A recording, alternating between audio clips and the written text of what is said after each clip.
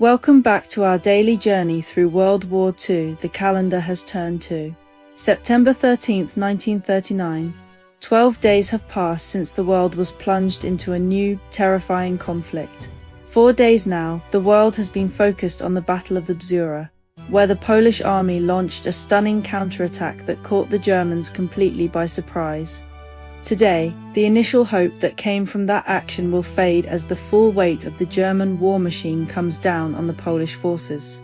2 days ago, the Polish army, under General Tadeusz Kostrzewa, achieved a remarkable feat. They mounted a powerful offensive that stunned the German Wehrmacht.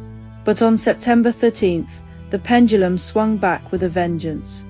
The German High Command, having recovered from the initial shock, had now committed every available resource to crush this Polish pocket. This was no longer just a battle. It was an exercise in overwhelming force. The German counteroffensive was a devastating display of blitzkrieg at its most brutal.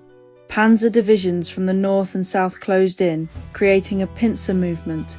Above them, the Luftwaffe, the German Air Force, filled the sky. They were no longer just supporting the ground troops. They were the primary weapon. Waves of bombers Heinkel He-111s and Junkers Ru-87 Stukas pounded Polish positions relentlessly. The Stukas, with their signature wailing sirens, were designed to terrorize as much as they destroyed. And on this day, they were used to devastating effect. Polish forces, despite their valiant and desperate resistance, were now fighting for survival. They were surrounded, their supply lines cut, and without air support of their own. The battle that had begun with such hope was now a grinding, slow-motion annihilation. This day marked a turning point in the campaign, as it became clear that despite their immense bravery, the Polish forces at the Bzura would not be able to break out of the German encirclement. While the Battle of the Bzura was reaching its tragic climax, the focus was also shifting to the Polish capital. On September 13th, the siege of Warsaw intensified. German forces, having bypassed the main Polish armies, now had the capital completely surrounded. The city's defenders, a mix of regular soldiers and civilian volunteers, were preparing for a desperate, last-ditch defense. The Luftwaffe, now less focused on the Bzura, turned its full fury on Warsaw. The city was hit by a massive aerial bombardment. Historical accounts from that day describe the skies filled with German planes, the constant roar of engines and explosions, and the acrid smell of burning buildings. The goal was not just to destroy military targets, but to terrorize the population and break their will to resist. President Roosevelt's plea for nations to avoid attacking civilian populations, just 2 days earlier, had fallen on deaf ears. The battle for Warsaw was about to begin in earnest. Far from the battlefields of Poland, the war was taking a new, sinister turn. On this day, the German pocket battleship Admiral Graf Spee began its mission as a commerce raider in the Atlantic. This was a new, terrifying breed of warship, fast enough to outrun battleships and powerful enough to destroy any cruiser. Its sole mission was to hunt down Allied merchant ships and cut off the vital supply lines to Great Britain. This action introduced a new dimension to the conflict.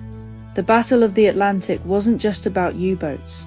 It was about the threat of powerful surface raiders. The British Royal Navy, already stretched thin, now had to divert resources to hunt down these new predators.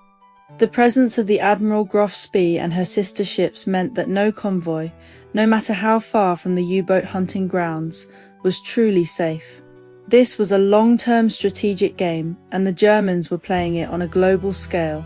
As the news of the fighting in Poland and the sinking of ships spread, the world was becoming a cauldron of tension and fear. Neutral nations, particularly the United States, were trying to navigate the complex legal and political waters of staying out of the conflict while still maintaining their values.